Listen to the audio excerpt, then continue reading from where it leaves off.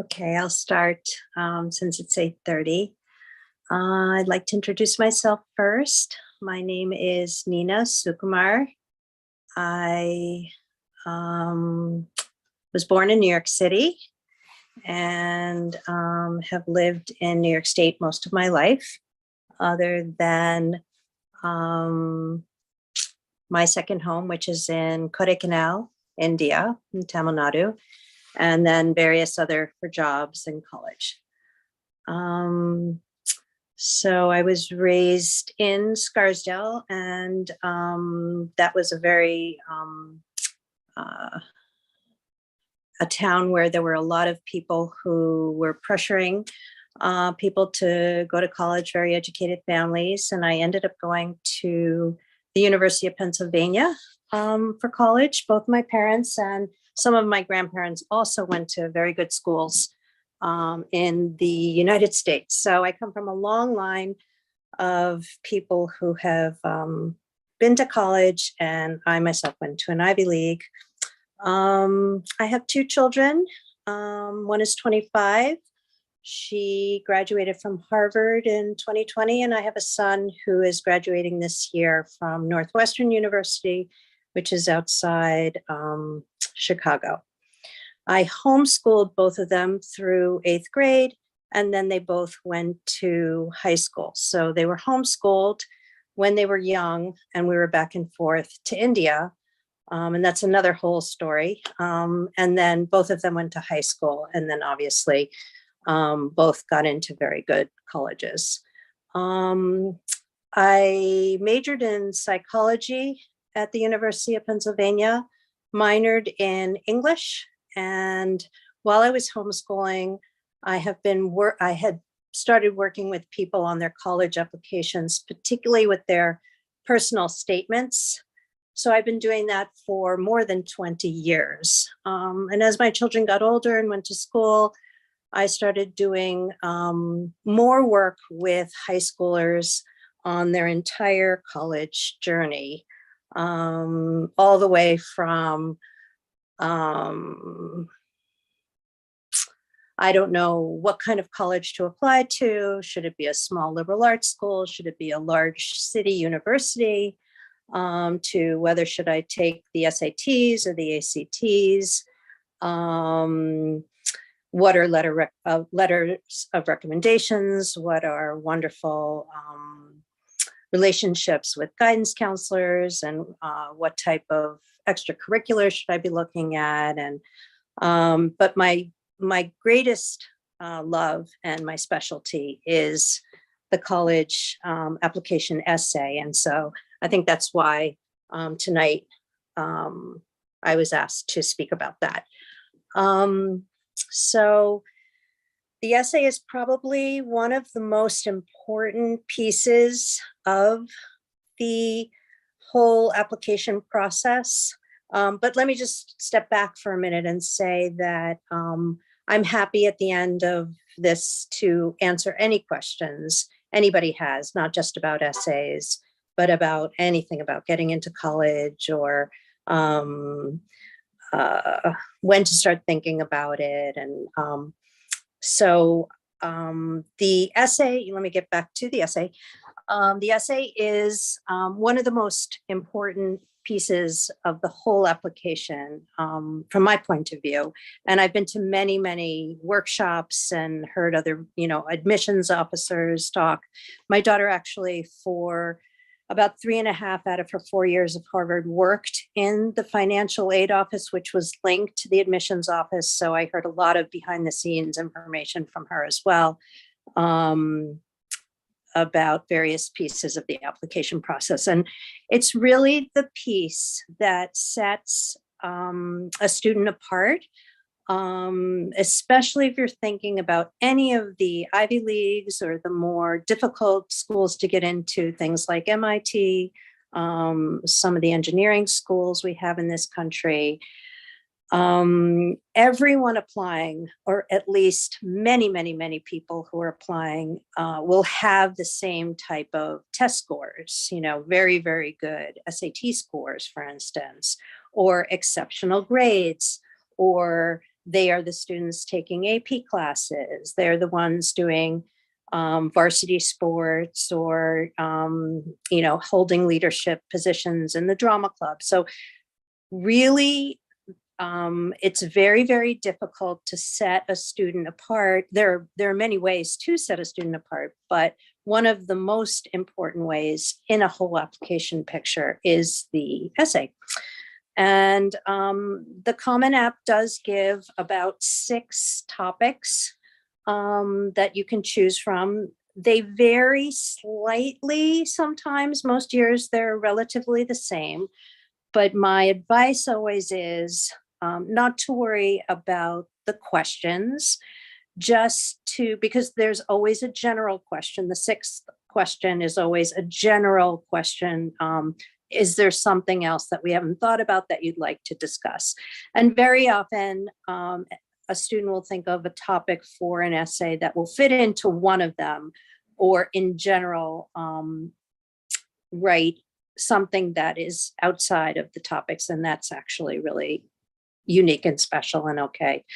And the way I usually work with students is sometimes in the summer before senior year of high school, if there are people who want help, I will sit with a student and just for an hour chit chat and just tell me about yourself.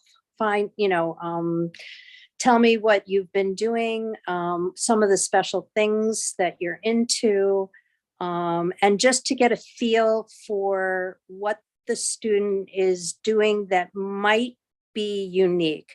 And so people worry about what should be the topic.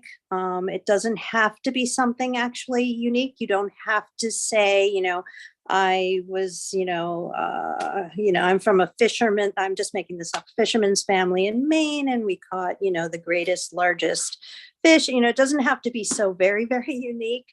It just has to be written in a somewhat unique way. And I feel very strongly that the essay should be as heartfelt as possible. And let me explain what I mean by that. So for a 17-year-old or slightly going towards 18, one of the hardest things is to describe themselves, knowing that admissions officers are going to be reading that and judging that. Do we want this student in our school, or don't we want this student in our school? And it's hard. It would be hard for any of us, even adults, writing a personal essay, asking someone to accept us into, a group or a job. But for a 17-year-old, and I just kind of want to make this clear, because parents feel a lot of the stress as well. Families, members feel a lot of the stress as well. How are you going to shine? It's very, very difficult. So the first thing I would do is ask someone, chit chat, like no stress. Just tell me about yourself and some of the things you've been doing, some things about your family, some things. Have you traveled? Have you lived other places? Do you speak other languages? Are you into sports? What have you done in your summers? What are some of the exceptional classes you've taken? And then probably for 5 to 10 minutes, set a timer at the very end and say, let's just, set up a writing time where you can just let the words flow out. You don't have to be worried about it. So there's a process to the essay, and this is how it usually is a better way to start. You don't often have the topic in mind when you begin. And so just to write things out. So you did something really interesting last summer. You were in a play or you went traveling. Why don't you write 3 or 4 sentences right now about that? So this is something that you could do with the people who are in your family that are going to be applying to school. Set a good, sunny spot with a computer, sit quietly, make a cup of tea, just chit chat. You wouldn't tell me a little bit more detail. I mean, obviously you're going to know your students' experiences, or tell me something exceptional that happened on the field in soccer last year? Was there a play that really meant something to you? Did a fellow soccer player, pass a ball to you and give up a point for you? Or, so just you can prompt a student for special things that might have happened in some of their experiences, and then just set like a 5 to 10 minute timer. Okay, just write something out. You don't have to worry it's good. You don't have to worry what it's going to come to in the end. And this is a very good way to start in the summer, because people usually have much more time in the summer. And I'll just say, I've already said my daughter went to Harvard, but by the end of August, whenever she tried to sit down to write her essay, she would start to cry. She felt so much pressure. She didn't know what to write about. So, essays do get written. It is a stressful process. And so even at the end of August, if a student doesn't have much written, that is okay. It will get written. So, and the longer the period that it takes to write an essay, the better it will be. And so the next time I might see someone, I might say, well, this week, could you just sort of write out a paragraph about something? And then we'll come to something of a topic that's unusual. And what I mean by heartfelt is the essay in the end should be somewhat of a story. It's usually about 5 paragraphs. The first, of course, is an introduction. It's basic essay writing, like in any English class. But it's going to tell a story of a challenge and a resolution to that challenge, and something that student learned from the challenge that they might be able to take into their college experience with them. Let me think. So my daughter actually wrote, I often give this as an example. So you already know that it was a struggle for her to get the essay down, even towards the end of the summer. And then she wrote about her transition from homeschooling to go to high school, and some of the struggles that were there for her. And some of the funny tidbits and stories. People didn't understand how, someone who was homeschooled might have had, enough friends. And of course, we had a wonderful friend group. So some of the tidbits, she told a bit of stories in the essay, and then some of how she faced it, and how she went forward in high school. And so that she had the flexibility to change her academic environment. And that would obviously be a reason that she could easily have gone to college. So one of the other essays, so Harvard has 2 essays. Each school will have, extra essays that need to be written. Right now, I'm just talking about the personal essay. But the other essay she wrote for Harvard was living in India part of the year and living in America part of the year, and some of the struggles that she faced. When she was in India, she didn't feel quite Indian enough. And when she was American, people thought that she was more Indian than she actually felt. So these are the heartfelt things that people could reach for. The more personal the essay, the more a student will stand out. So you can take any topic. I hope I'm not rambling too much, but you can take any topic, the play on the soccer field, the decision to switch from drama to robotics. I'm just making these, different decisions that have been made is a very good area to sort of explore. What kind of important decisions did you make as a student? And what struggles through those decisions, and what did you learn from those decisions in the end? So that's pretty much the personal essay. It has to be 650 words. What I usually say to a student, once we've been through the chit chat, and then just write for 5 to 10 minutes. So it's not stressful at all. Anybody can write for 5 minutes, not to worry about grammar, not to worry about spelling. And then slowly, write a paragraph, and let's see if anything comes from that. I had a student last year who had like 5 different topics. So I asked her eventually, let's write 5 different paragraphs about the 5 different topics. And then we sort of found a theme through the 5 topics she was a goalie in her lacrosse team. She worked behind the scenes in her drama club. She was never on stage. And so it sort of became this theme of she's someone who likes to support others. She's found these amazing roles in her high school life where she's a supportive actor, a supportive person on the team, a supportive person for the drama, but how she shines through that. And then she wrote an essay with some of those examples and how she might take in that college life, those kind of supportive roles. I mean, we need everybody in life, not just the people who are going to be all the time leading. So yeah, I think the 650 word personal essay is something that should take time, should be thought about. It will morph. It will, it'll get tweaked. It'll shift a little bit. You'll be able to sort of see a theme. And I don't know where you're all, which high schools your people, your family members are in, but very often right now, some of the AP English teachers will happily read essays and give some, feedback, not just for general grammar, but, certain ideas. So that's pretty much what I have to say about the personal essay. And then, of course, there are the extra essays. Some of them are just 100 words, some are 250 words, some are in characters. So you have to do a sentence or two, and it has to be 150 characters. For some schools, what was one of your favorite extracurricular activities? So anyway, various topics, but one of the most famous topics is why this school. Many schools, Northwestern for my son had a why Northwestern. It's phrased in different ways, but it's basically tell us why you want to come here.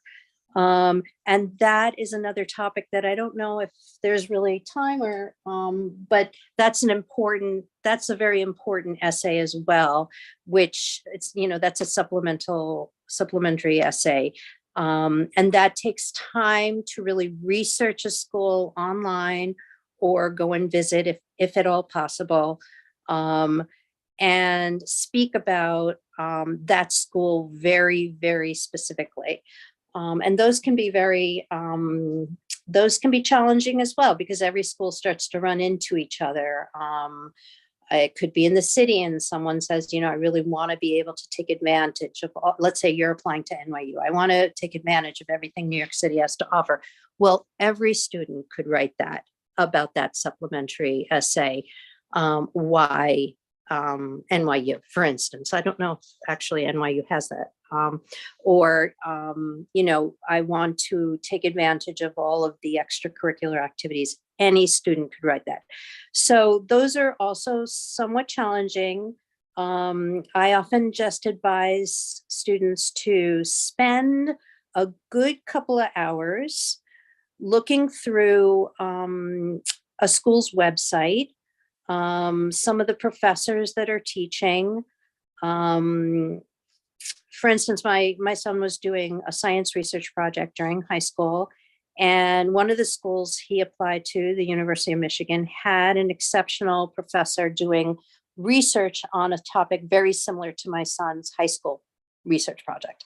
So he found that out by looking deeply into the website, some of the values that different schools have. Each school can run into each other, but each school does have a certain set of values, or certain philosophies. For instance, the University of Pennsylvania, where I went, was founded by Ben Franklin. So there's a lot of Quaker philosophy that runs through the University of Pennsylvania. And these are the kind of things that you have to kind of click into and say, well, that speaks to me. I would really like to go to the University of Pennsylvania because of the, certain values or certain philosophies that I see running through. Certain schools will have a real campus, like the University of Pennsylvania is in the middle of a city, but it has a beautiful campus in the middle of that. So it's a large city school with a beautiful campus quality. So these are the kind of things that you will really have to find out. Of course, certain professors, of course, certain clubs, of course, certain sports, if a student is interested. And then it's also wonderful, wonderful. I highly recommend, and it was hard through COVID, but not anymore, to go and see whatever schools possible. And at the end of a day, when you're exhausted or in the car coming home or at the hotel or, whatever, take notes. Both the parents and the students can take notes. One of the tidbits, we went to see Stanford and we went to see the University of Pennsylvania for my daughter. And one strange thing was, at Stanford, she said people in the class where she sat in, people were taking handwritten notes. At Penn, people were taking notes on their laptops, and she preferred the Stanford. So each student will click into a certain, you would go, for instance, to eat food in a dining hall or in the student union, and see if students are, happily talking with each other, excitedly talking with each other, or, is everybody looking exhausted? These are the kind of things that you can write notes out. I noticed that everybody, for instance, some schools, you'll notice everybody's wearing clothing that has their school's name on it. And some schools have a little bit less of a rah-rah quality. And so that might be something that you would put into that why such and such school. Well, when I visited, and one of the wonderful things is, and I think everybody might know this already, is schools love that kind of engagement. Have you come to visit us? And if you're too far, have you called? Have you spoken to us at admissions? And so these are the kind of things you can also slip into the supplemental essay. So maybe I'll stop there. I don't know if I'm off the topics too far, or if I've rambled, but anybody is welcome to ask any questions, or if I can clarify anything.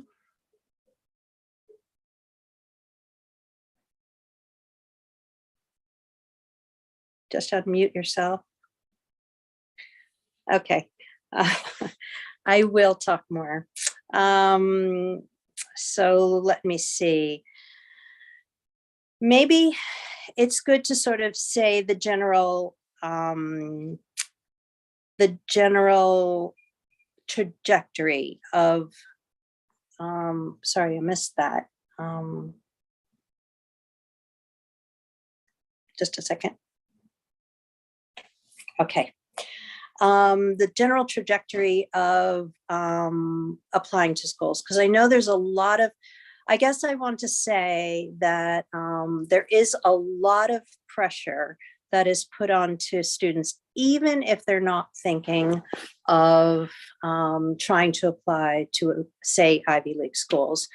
The whole college process is extremely stressful for students. It's stressful for parents, and especially parents who haven't grown up in the United States, haven't been to college, as I'm thinking most of you might be in that category. But it's definitely, there's a lot of pressure for parents, even people like me who have been through the process. It's a very stressful to watch your child go through the process. It's, as I was saying, it's one of those sort of growing up experiences for those who apply to college. It's sort of a rite of passage. There's a lot of, you're going from living at home and obviously getting older and taking more decisions and, which classes perhaps to take, or learning to drive. But it's a whole other leap to going and living at a university. And so a student is aware of that in the beginning of senior year, that they're in their last year of high school, that they will be moving away from school, from their home. Parents also are going through that kind of withdrawal. This is my child's last year at home. They'll be living far away. For most students, some people do commute. Definitely some people commute, but it's a bit rarer. So I'm assuming I'm talking to some of you whose students will go far away. So it's a very difficult year, I would say, psychologically for students as well as for parents, because there's a lot of anticipatory fear and anxieties about separating, and for students being on their own, and for parents letting go, as well as the stress of competition with peers. And so, as all of you know, one of the factors getting into college is who else might be applying to the college that you're applying to. And this is more unknown, but it is very true that certain high schools have relationships with certain colleges. So I'm from Ossining, New York. Both my kids went to Ossining High School. And for years, no one got into Yale. Once in a very blue moon, someone got into Harvard, but there were certain schools that had a relationship, and it was sort of uncanny. People would get into the University of Pennsylvania, people would get into Cornell, and a wide range of schools. And I know I'm just pretty much talking about the higher level schools right now, but maybe I should also talk about other types of schools. But some high schools really do have a relationship with certain colleges. And interestingly enough, in the last maybe 2 years, there's been 1 or 2 people at Ossining all of a sudden that have gotten into Yale. But for 10 years before that, not anybody who applied to Yale got in. In fact, here's a story. My daughter, as you know, went to Harvard, but she was rejected from Yale. She was rejected from Brown. She was rejected from Stanford. So it's really sometimes a matter of the relationship that a school has. It's a very small part of the application process. But then there's a stress with what other students then are applying to that school. If that school is not so having such a relationship with our high school, maybe they might take one exceptional student.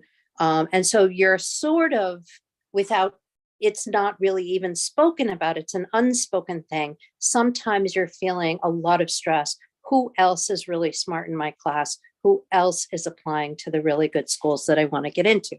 So that's where the essay is really, really something that can set someone apart. The other thing that can really set someone apart is their relationship with their guidance counselor. The guidance counselor, I would say, is one of the most crucial pieces to the application process. And why? Because it is also something, that letter that a guidance counselor writes is something that sets a student apart. That guidance counselor might have 100 students that they're writing a letter for. But if your student's letter is exceptional, that's something that the admissions office takes quite seriously. And so I always recommend that students senior year, or, way before freshman year, each school is very different. In Ossining, there was a freshman guidance counselor, and then in sophomore year, everybody was routed to a different guidance counselor that would follow them for 3 years and then write their letter of recommendation. Different schools have different, some schools, high schools, have a guidance counselor for all 4 years. So, but in any case, as soon as sort of possible, I would ask a student, even starting sophomore year, especially junior year, and definitely at the beginning of senior year, to go and have, now there are set meetings that guidance counselors, every guidance counselor will meet with a student, say senior year. Okay, which schools are you thinking about? But to make some special meetings with a guidance counselor, to make a special effort through the high school years to get to know your guidance counselor. And I will just say, as a parent, because I had homeschooled both kids, I did also, as a parent, get to know my children's guide. And also what happens in Ossining is the guidance counselor will stay with family. I don't know about your high schools, but the guidance counselor. So it was one guidance counselor that then took on my son as my daughter was graduating. So I very often went to meetings. There were issues, about my son had some test anxiety. He had a lot of test anxiety in terms of math classes. So there was a lot of sort of my daughter, when she came to school, we didn't know the whole setup. So I at the end of, I think at the end of her first 2 quarters in high school, I asked to meet with the guidance counselor and then 1 or 2 of her teachers. So the guidance counselor also knew me, knew our family, knew that we had homeschooled. So I think there are ways for parents also respectfully, because guidance counselors are one of the most, everybody who works in a high school is extremely busy, teachers as well. But guidance counselors are really, really busy, but respectfully to say, I'd like to sit in on I always went in to the meeting where my son or daughter chose classes for the next year. And this is just to say that some guidance counselors will say yes, some will say no, but I think respectfully you can ask, understanding that a guidance counselor is busy. So it gives sort of a perspective. Oh, I know the family. I know that student. That student comes in at the end of every quarter and just says, hey, have a great Christmas vacation. Hey, I loved my project that I did this quarter. Just showing some interest in the guidance counselor, for the guidance counselor to get to know that student. That is extremely important when it comes to college applications at the end. But so I was beginning to talk about the stress of separating from your family, the stress of parents separating from their children, the stress of competing with other students that are applying to the same schools as you. And so I do want to say, I know there is some feeling to start as early as possible. But I would say that it could be, this kind of college process could be in the back of anyone's mind for 8th grade or 9th grade. But I really feel that, for instance, with 9th grade is a transition year as well, getting used to high school, a far more independence than, say, a middle school. The 9th grade should be just a time of sort of getting used to being in the high school and, setting the stage for getting good grades in high school. When sophomore year begins in high school, that is the time to really begin to think of college. And you can understand, I hope it helps to know that neither of my children had any grades before they went to 9th grade. They were homeschooled all the way through life until they entered high school. My daughter ended up being valedictorian, and she decided she wanted to be valedictorian with the understanding that everybody had started previously, like in 8th grade. They had some science classes, they had some language classes. And so there is no behind, especially in 9th grade. I feel really strongly about that, I have to say. But 10th grade is starting to get very serious and crucial.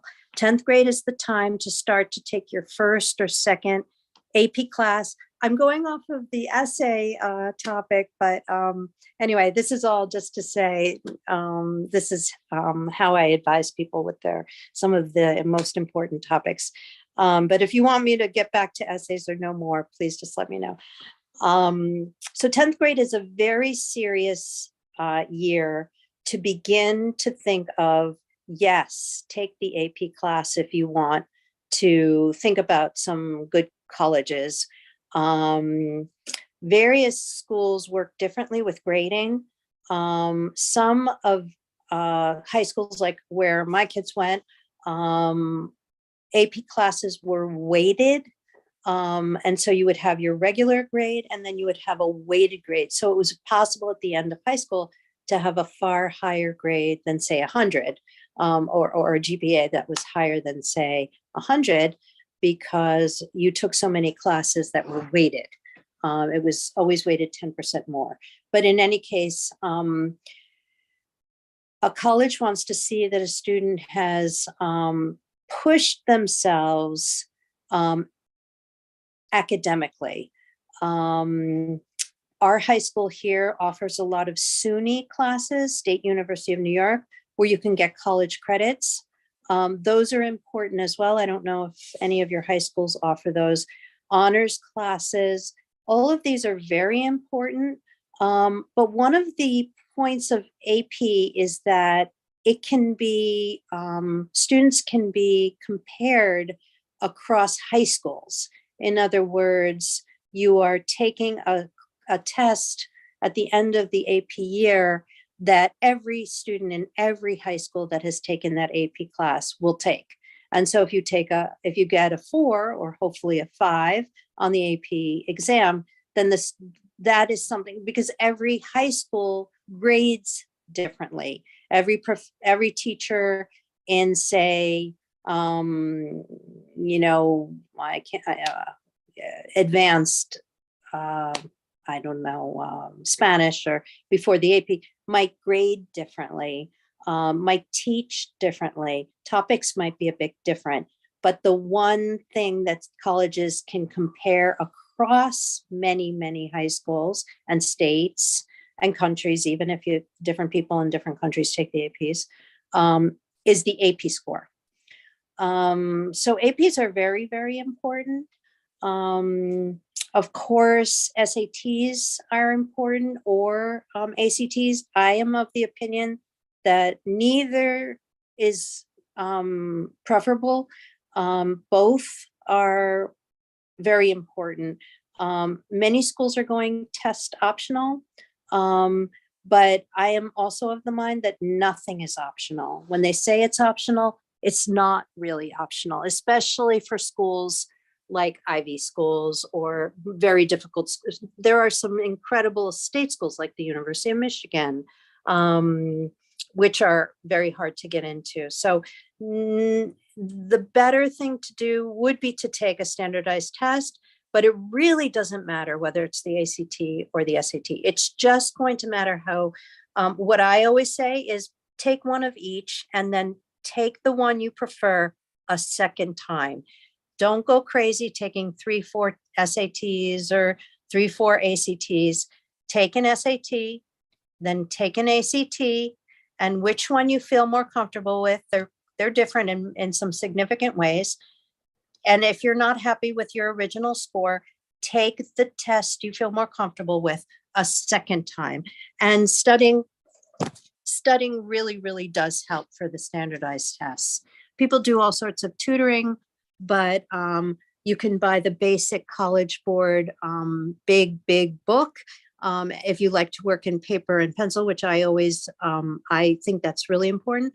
But Khan Academy is always a good free source and is linked with, as far as I know, I don't know this year, but I think they're still linked with the the College Board, so that if you take a PSAT, it'll link with Khan Academy, and Khan Academy will show you the various areas where you can improve.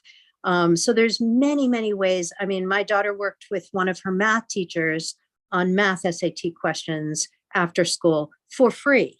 We didn't pay for any tutoring.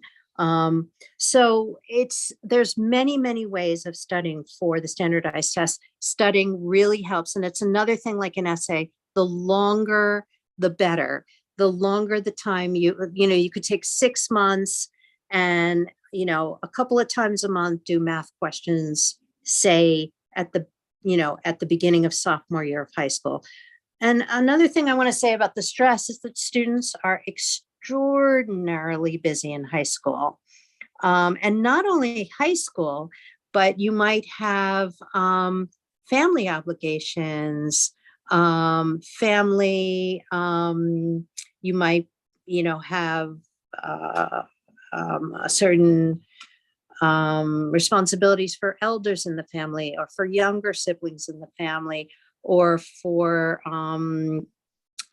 for chores that need to be done. But high school is an extremely busy time, and it gets busier and busier. Sophomore year is much, much busier than freshman year. Junior year is extremely busy. And then the beginning of senior year, of course, is very, very busy. You're taking AP classes in the beginning of your senior year. you're applying to colleges. And so I think it's important to understand the stress of that and to step back a bit from it, and to, once in a while say, hey, let's just go out to dinner. Let's take a walk in the park. Let's just get away from all the stress for a bit. Because it can really drive someone to anxiety. Students aren't getting enough sleep actually a lot in high school. That's another factor. And then eating on the go. So I'm not telling anyone anything that, parents don't already know. It's just, it is important to understand that the stress of applying to colleges and the stress basically of high school is something that we don't want to add on too much to. We just want to sort of be in the background supporting. Can I make you tea tonight? We always had a ritual here. If someone got started with their homework, I would offer to make a cup of tea. Do you need more tea? Do you want more honey? Yeah, just to try to be aware of that.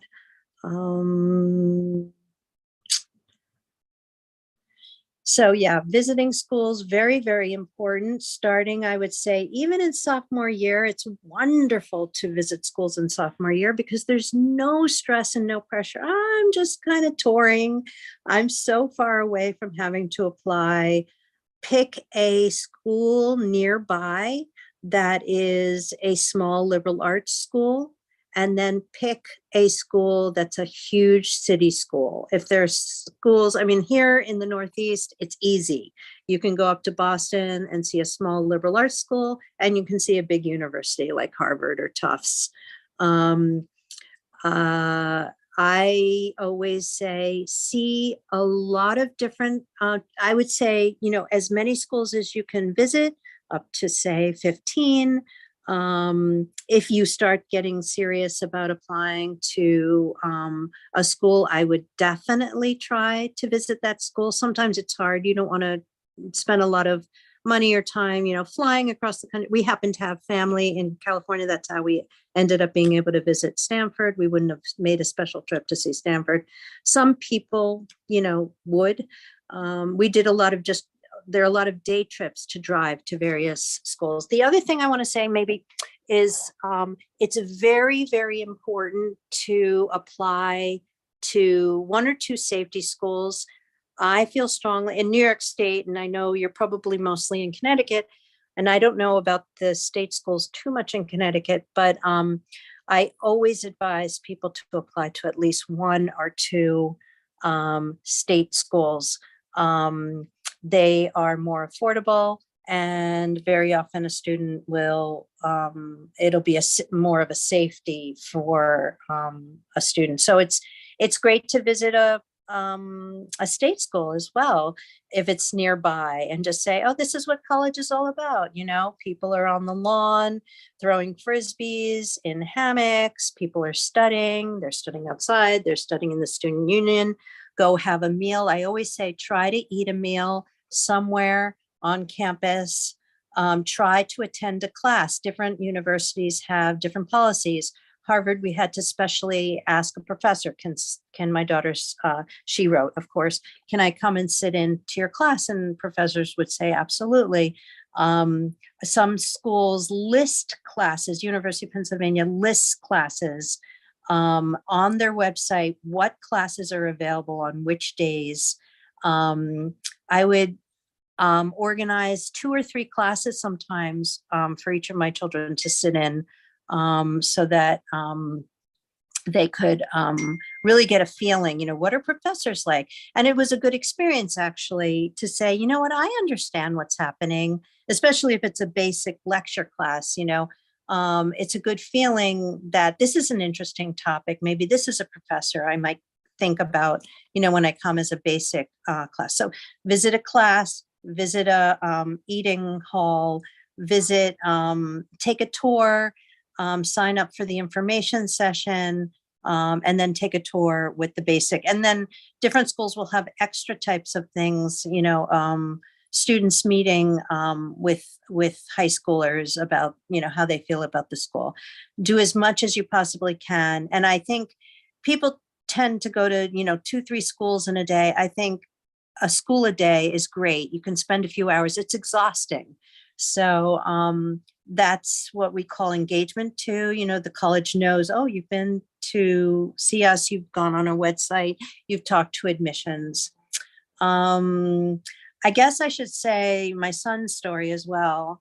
So he transitioned to high school from homeschooling, did really well, had very good grades. Of course, he did have some of that test anxiety, but took a lot of APs. He was in our science research program, won the national award as his sister did really, really well in high school, did sports, which my daughter did not.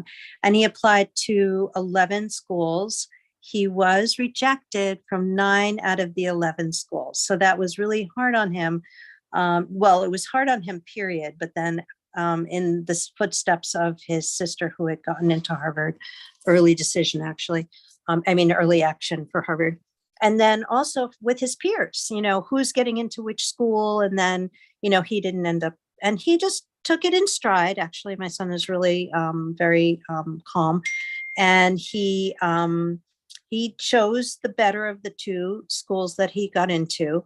And then he ended up transferring to Northwestern. Northwestern had rejected him from high school, and he retook the SATs. He did very, very well his freshman year, and he got into Northwestern. So he's been there from sophomore year, and he's graduating this year. So there are journeys. Everybody's on a journey, and I sort of feel like it always comes around all right. Schools have a way of knowing. I'm only talking about my 2 children because I would never really sort of say about other people I work with. But every child has a journey. They may think that they want to go to a school, like absolutely.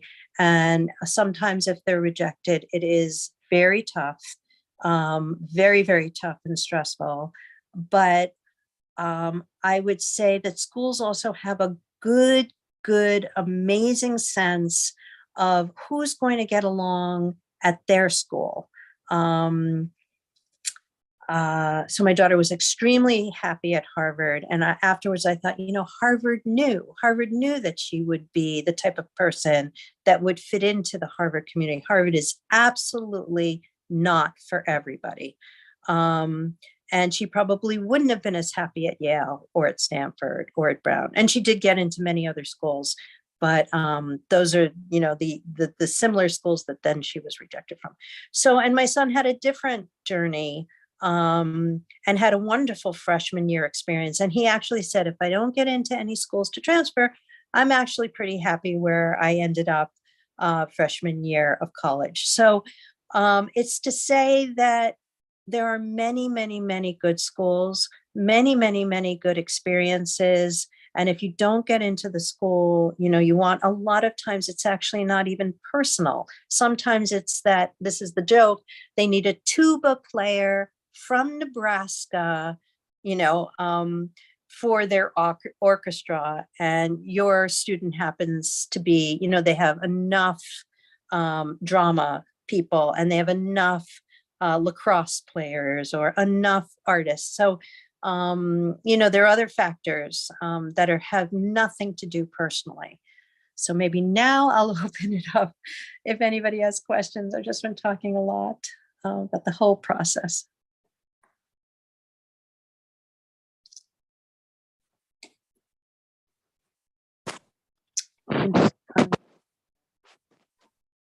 I just want to say thank you so much, because the way you explained it made it sound like, okay, we can do this, that kind of stuff. I really, I'm glad.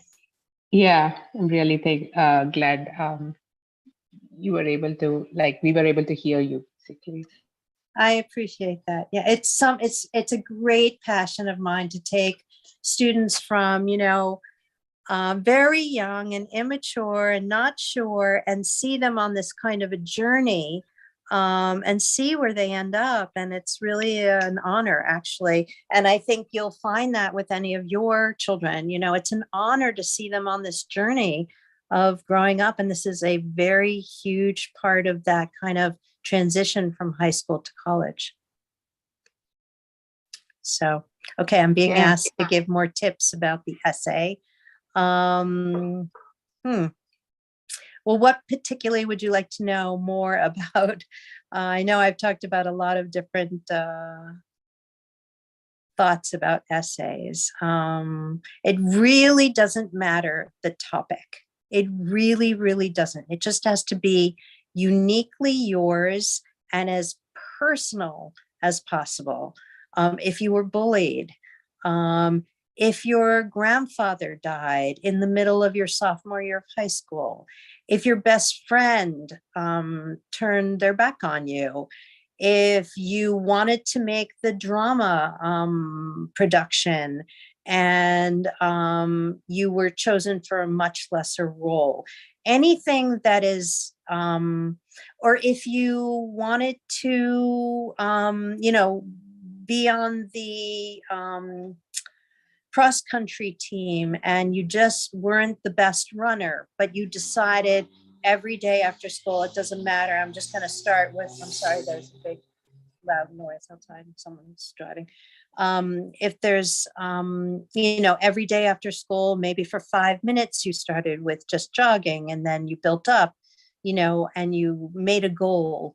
You made a goal for yourself, and this is the way you reached it. My daughter decided to actually go to high school. I wanted to continue to homeschool her. So she wrote about that transition and how she decided and how she had to negotiate with me. So if you make a goal for yourself, if you how you reach that goal, the obstacles through that, the lessons you learned from that, the heartaches you had, the more personal, the better. And this is where at some point you have to step back and let the students say, you know what, that's it. I'm not going to get any more personal than what I've just written.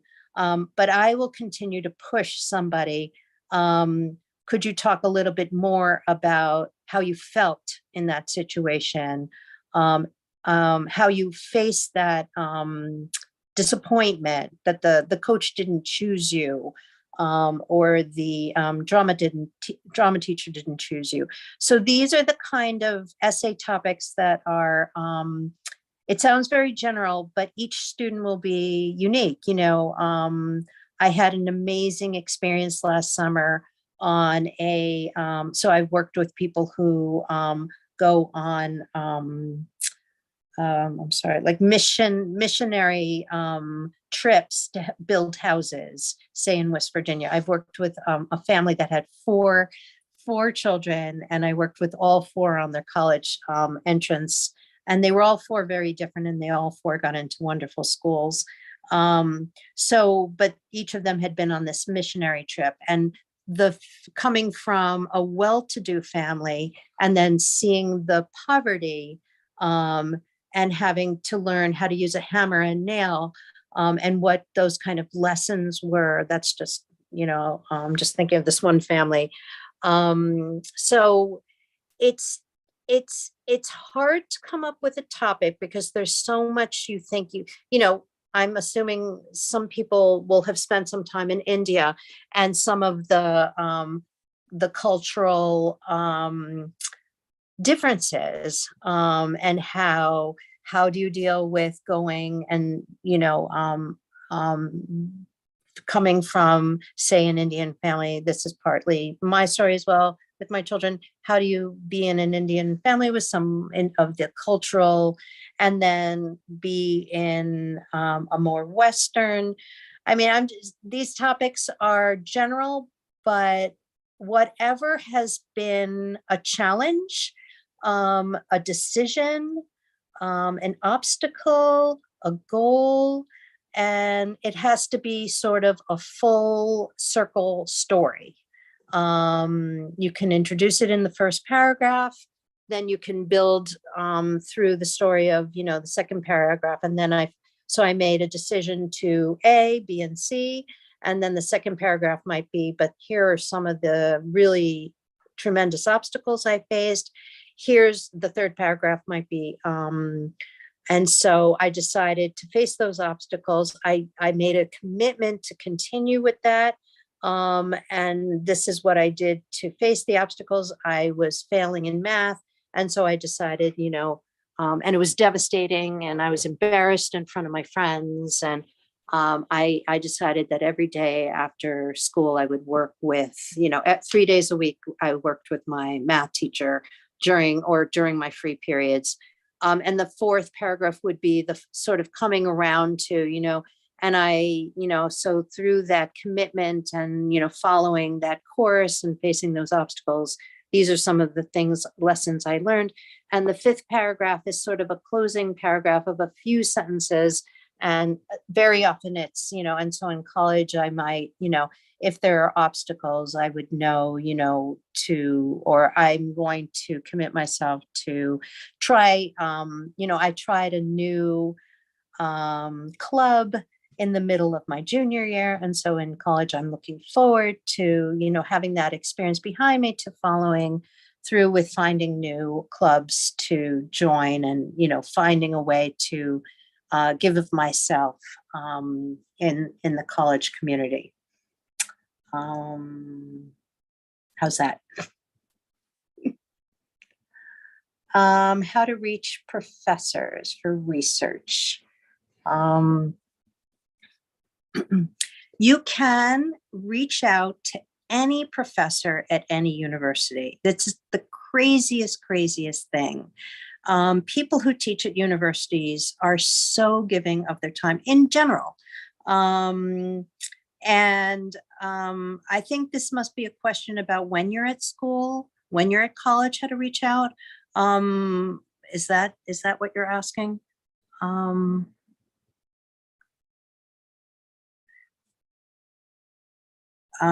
Usually what happens in college is so I'm assuming this is a question about when you're at college. Very often you'll take a basic, there'll be basic requirements. Different colleges have different core requirements. Northwestern, we didn't realize when he transferred, had about 12 core requirements in 6 different areas. In high school. Okay. Anyway, in college, let me just finish that thought. You can ask any professor, are you doing any research and do you need a student or do you have a colleague? So in high school, I'm a little unsure what the question is. Ossining has a science research program where students are, you have to, I don't know about your high schools, but where you apply to get into the school, to the program. And then there are various ways that each student finds someone to work with to do original research. And if your school doesn't have a science research program, there are many, many ways. I think the guidance counselor is one of the best people for all sorts of resources, all sorts of help. They will know what network to use. Of course, teachers in high school are always wanting to help.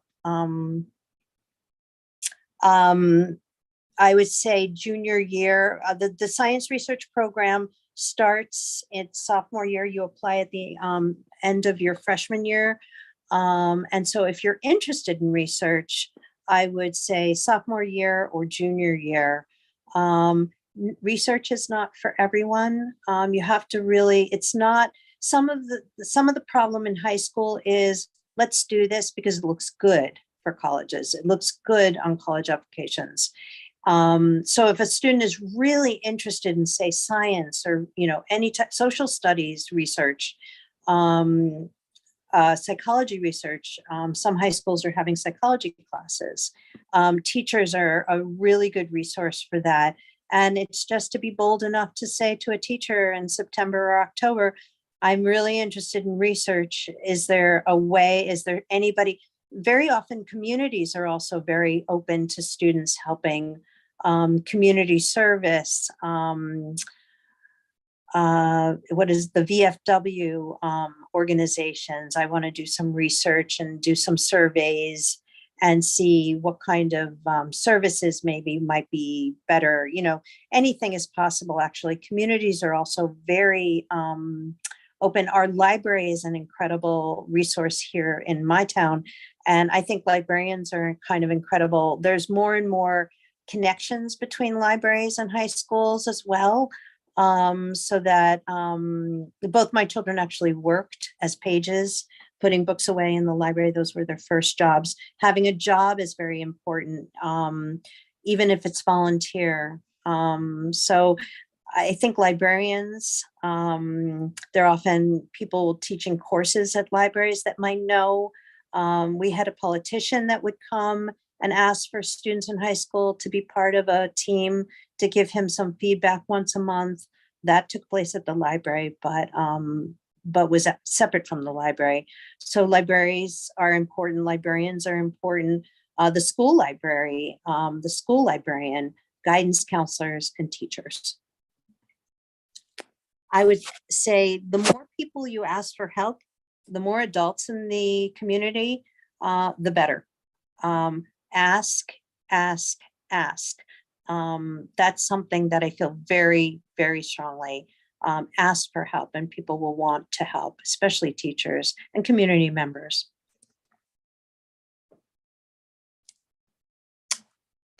So I'm going to have to go soon. Anybody else with any other last questions?